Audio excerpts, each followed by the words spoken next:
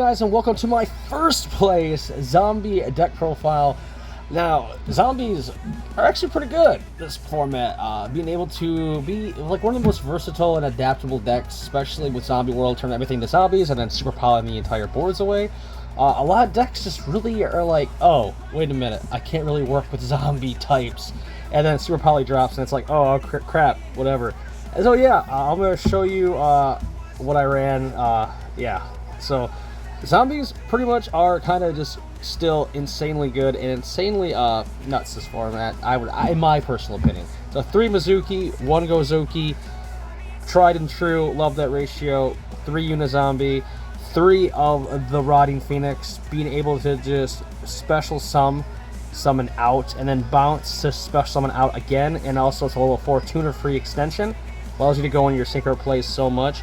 3 Shiranui, basically an additional Unizombie, basically. And of course, 3 Glow Up Bloom, 1 of the Necro World Banshee, 1 of the Plague Spreader Zombie. Then of course, Mad Mauler, which again is just another Plague Spreader. 2 of the Doom King. This is probably one of the most, besides UTC from the Dinosaurs, this is probably one of the best main deck boss monsters ever made. This card is just annoying. If you ever fought down a Balladroke, it's so just frustrating. Then, of course, we do have the 1 Jackalbolon, the 1 Spredato, and the 1 Agul Mazara for our main deck zombie monsters. This ratio is something that I've always loved, and I've tweaked it a little bit here and there, but this is kind of like the ratios that I think are the best.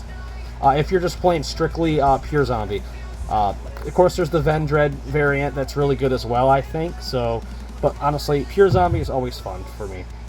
And of course, the GOAT card itself, 2 Zombie World. You really don't need to run it at 2. You have Terraforming, you have set rotation to set it, so you have all of that. Plus the other filled spell with Delta Invitation.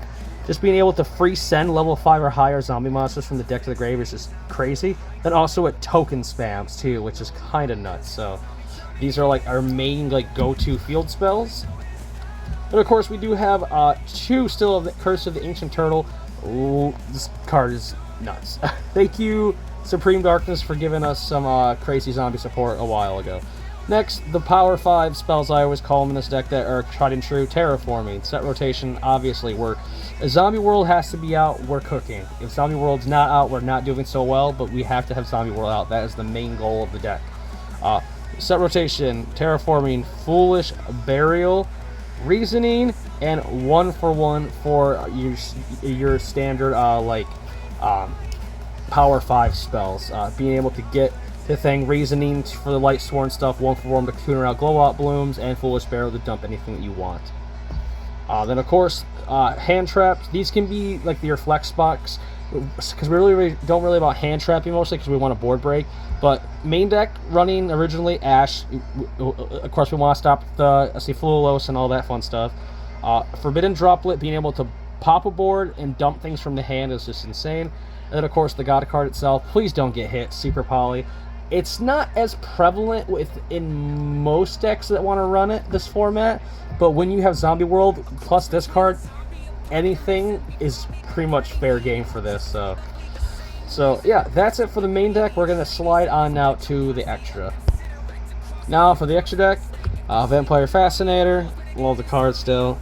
Good old Flying Mary, Vendread Savior, and good old Vampire Sucker with, of course, the Zero Mayakashi as well. Yeah, Absolute Zero Mayakashi. If you really want to make room and cut some of the fat, I wouldn't even consider these cards even extra fat.